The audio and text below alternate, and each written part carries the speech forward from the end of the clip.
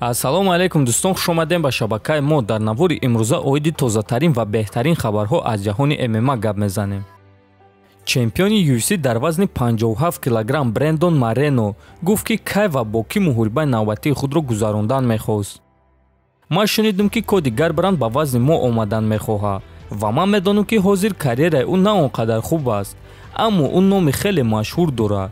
Коди чемпиони муваққатӣ аст ва ӯ дар ҳақиқат хайпи хуб дорад. Барои ҳамин ӯ барои ма рақиби хуб мешуд. Аллакай худи ҳозир ман ният дорам ки ба зал равам ва барои муҳорибаи навбатӣ омода шавам. Ман тайёрам ки моҳи октябр ё ноябр баромад кунам.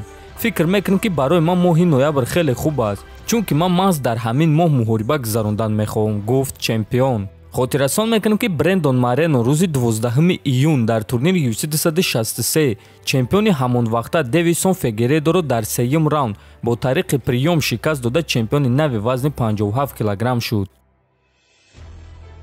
чемпиони пешинаи Bellator ва чорум рақами рейтинги вазни сабуки UFC Майкл Чендлер гуфт ки бо эҳтимоли калон рақиби навбатии ӯ Ҷастин Гейҷ мешавад. рақиби навбатӣ ма бояд ки Гейҷ шавад, бе ягон шубҳа.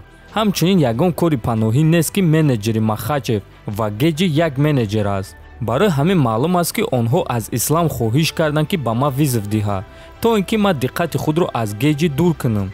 Не ки ба ҳар ҳол Ҷастин Гейҷ, ту тайёр шав ва биё дар қафас вомехӯрем бародар. ту худро яке аз ҷанговарони дурахшони ин варзиш меномӣ. пас визови маро қабул кун, ман тайёрам, гуфт Чендлер.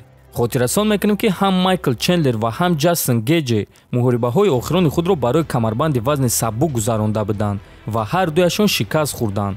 Чендлер дар муҳориба зидди Чарлз Оливера, а Гейҷ бошад дар муҳориба зидди Ҳабиб Нурмагомедов. ва дӯстон, баъди ин суханҳои Майкл Чендлер, менеҷери Ислам ва Гейҷ Али Абдулазиз ба Майкл Чендлер ҷавоби сахт дод. биён суханҳои Али Абдулазизро гӯш мекунем.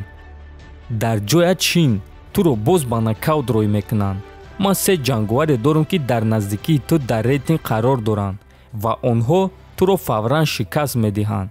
инро ба монанди эҳтиром қабул кун, навиштааст Абдулазиз. ва дӯстон, се ҷанговаре ки Али дар назар дорад, ин дуюм рақами рейтинг Ҷастин Гейҷ, сеюм рақами рейтинг Бенил Дарюш ва панҷум рақами рейтинг Ислам Махачев аст, ки бо Али Абдулазиз ҳамкорӣ мекунанд. ахуди Чендлер бошад дар рейтинг дар ҷои чорум қарор дорад. дӯстон, шумо муҳорибаи Майкл Чендлер ва Ҷастин Гейҷро дидан мехостен ё не? метавонем фикротонро нависен.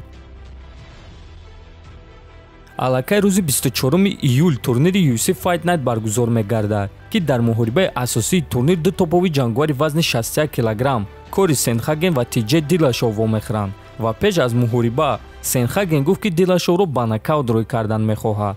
биён суханҳои ӯро гӯш мекунем. барои ягон касро задан ё ин ки бад дидан ба ман мотиватсия иловагӣ дар кор нест. барои ман ҳамин қадараш басанда аст ки Тиҷей Дилашов орзуи маро гирифтан мехоҳад. ман дигар оиди ӯ ягон сухани бад гуфтан намехоҳам. ягона мотиватсия барои ман ин аст ки Дилашов рақиби навбатии ман аст ва ӯ дар вақти муҳориба маро шикаст додан мехоҳад ва аз ҳамин сабаб ман ӯро ба нокаут рой кардан мехоҳам, гуфтааст Сенхаген. дӯстон, ба фикри шумо дар ин муҳориба кӣ ғолиб шуда метавонад? ҳатман фикротонро нависен, дар канал обуна шавен то бозид хонободу сарбаланд бошен.